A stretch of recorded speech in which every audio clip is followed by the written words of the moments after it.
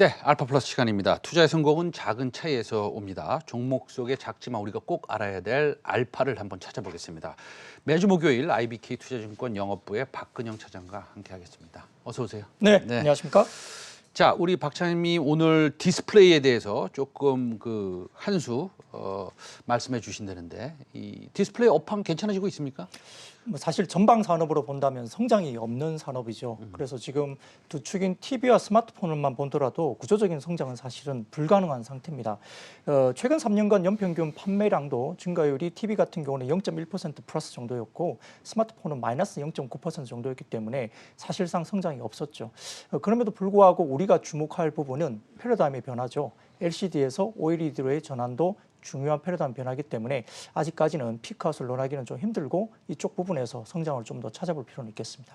알겠습니다. 그러니까 말씀하시는 것은 LCD에서 OLED로 전환이 되고 있고 그러면 디스플레이 성장 동력이 OLED에 있다 이렇게 말씀하시는 거네요? 네, 사실 이제 그 패러다임은 LCD 패널이 너무 가격이 최근에 올라와서 세트 업체들 같은 경우는 OLED로의 전환을 상당히 급하게 진행하고 있다는 점이 지금의 모멘텀을 볼 수 있고요. 성장 기회를 잡기 위한 두 가지 단어는 중요한 키워드가 결국은 면적과 침투율 정도로 지금 시장은 해석하고 있습니다. 말씀드렸듯이 TV와 스마트폰은 단순한 대수로 진행하기에는 성장이 없는 것이 사실인데요. 면적 기준으로 본다면 시장 규모는 계속 성장세가 보입니다. 최근 들어서 출하 면적 같은 경우는 최근 10년간 연평균 7.6% 정도 계속적으로 지속 성장을 해왔고요. 스마트폰 시장도 역시 판매량은 14억대 수준에서 성장을 멈춘 반면 대면적 증가라든지 폴더블 스마트폰의 대면적 제품 비중이 상승하면서 전반적인 상승을 계속 이끌고 있습니다. 또한 이제 TV와 스마트폰 모두 OLED 관련된 침투율이 높아지고 있는데요. 전반적으로 지금 배터리 소모량이나 두께 그리고 폴더블 이슈에 따라서 민감하게 반응하면서 OLED 침투율이 2019년 32%에서 2020년 36% 그리고 올해 같은 경우는 약 40%까지 계속적으로 침투율이 높아지고 있기 때문에 결국 이 두 가지 그러니까 면적 중에서 면적과 그리고 침투율 두 가지 키워드를 가지고 종목에 대한 접근을 하는 게 필요합니다. 알겠습니다. 이렇게 생각하면 어떨까요?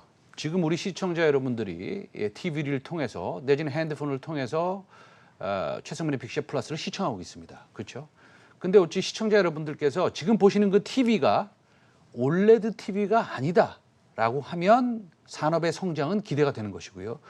지금 보시는 모든 분들이 우리 집에는 나는 지금 OLED TV를 통해서 TV를 시청하고 있는데 라고 한다면 우리 박 차장님의 말씀을 들을 필요가 없는 거게 되겠네요. 그렇죠? 근데 다르게 생각하면 네.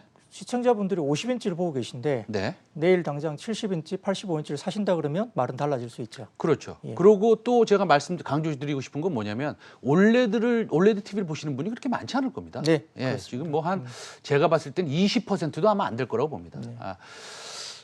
굉장히 비싸더라고요, 첫째. 네. 예. 네. 그러면 디스플레이 업종 내에서 어떤 분야를 봐야 됩니까? 구체적으로. 예, 키워드에 부합하는 영역은 역시나 지금 저희가 보기에는 OLED 소재 부분과 필름 시장 두 가지로 볼 수밖에 없는데요.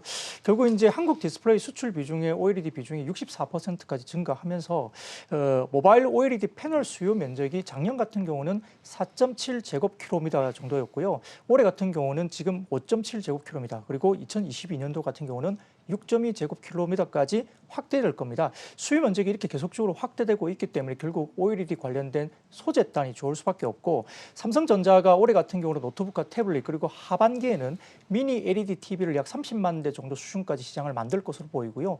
LG도 마찬가지로 관련해서 WOLED 관련된 퀀텀탑 OLED도 이제 삼성도 마찬가지겠지만 OLED TV 시장을 상당히 지금 확대하는 국면입니다. 가격이 비싸다고 말씀하셨는데 상당히 빨리 떨어질 가능성도 있습니다. 여기에 따라 이제 2022년도에는 애플의 아이패드라든지 이런 부분에서 IT 제품들이 현재 하지 않고 있는 부품사 이런 부분들에 대해서 결국은 패널의 증가가 될 수 있다. 그러니까 결국 애플이 이제 아이패드에 OLED를 채용한다는 점은 면적 증가의 중요한 모멘텀도 될 수 있겠죠.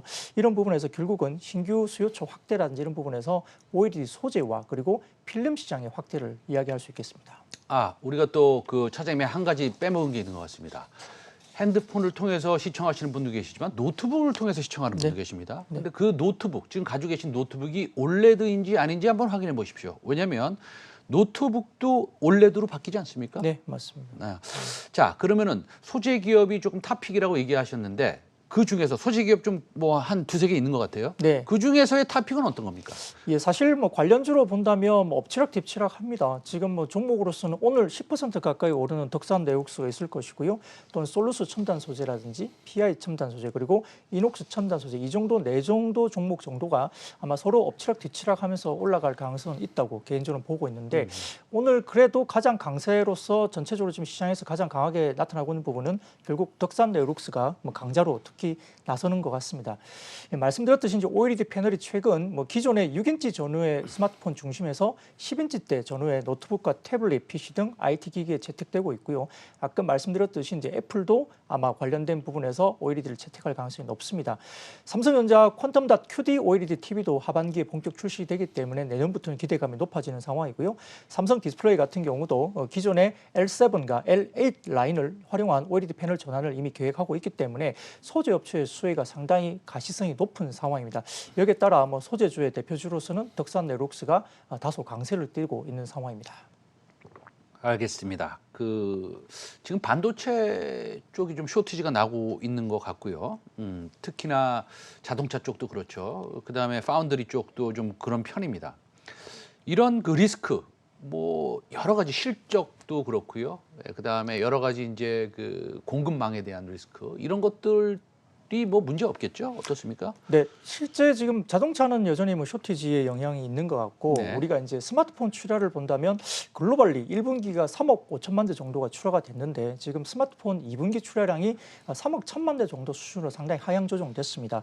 아시다시피 베트남과 인도의 코로나 사태 때문에 여전히 그 두 나라가 상당히 중요한 그 제조 기반의 국가임과 동시에 수요도 상당히 중요한 국가인데요. 코로나 영향을 받으면서 이렇게 출하량이 줄어들고 있습니다. 여기에 따라 최근에 IT 부품 업체들이 상당히 좀 지지부진한 종목들이 많고 종목들이 빠지거나 횡보를 하고 있는데요. 그럼에도 불구하고 덕산 네록스 같은 경우 2분기 실적을 본다면 실적 호조세가 지속될 가능성이 있다고 봅니다. 비수기 기간에도 불구하고 이제 매출액이 375억 원에 영업이익단이 약 110억 원 정도로 추정이 되고 있기 때문에 전년비 40% 정도의 증가율을 충분히 보이고 있습니다. 말씀드렸듯이 이제 중화권향 소재 매출은 다소 좀 둔화될 가능성이 높게 이야기되고 있지만 아이폰 13 출시가 다소 좀 앞당겨지면서 초도 OLED 생산 양상에 따른 소재에 관련된 매출이 기대되고 있는 상황이고요. 하반기 아이폰을 포함한 그 신규 스마트폰 출격이 삼성도 일단 있기 때문에 여기에 대한 출시 가시성이 있고 또한 이제 IT용 OLED 패널 양산으로 매출이 최근에 급증하면서 올해 연간 실적에 대한 가이던스가 상당히 높습니다. 매출액이 1,700억대 그리고 영업이익이 약 500억 가까이 추정이 되면서 사상 최대 실적으로 나온다는 부분들이 가시성이 높기 때문에 최근에 이 강세 요인은 충분히 설명될 것 같습니다. 알겠습니다. 자, 우리가 시간이 그렇게 많지 않네요. 그래도 이제 들을 건 들어야죠. 그 덕산 네올렉스 어떻게 사고 팔아야 됩니까? 네, 오늘 같은 경우는 다소 좀 10% 가까이 급등을 해서 기존의 보유자들은 조금 더 즐길 필요는 있으시겠습니다. 신규 진입도 다소 눌림목에는 충분히 가능한 구간이고요. 제가 개인적으로 단기적인 목표 주가는 5만 5천 원 정도 가져왔지만 오늘 같은 경우에 모 증권사에서 리포트 상향 조정이 나오면서 목표 주가를 7만 3천 원 정도까지 추정치를 올렸습니다. 그만큼 어닝에 대한 상승이 상당히 가시성이 있다는 보는 상황인 것 같은데 단기적인 5만 5천 원보다는 다소 좀 추후에 목표 주가 올라갈 가능성이 있습니다. 또한 손절가는 44,500원 수준까지도 보겠습니다. 알겠습니다. 덕산 네올렉스에 대해서 말씀 잘 들었습니다. 지금까지 IBK 투자증권 영업부의 박근영 차장과 함께했습니다. 감사합니다. 고맙습니다. 네.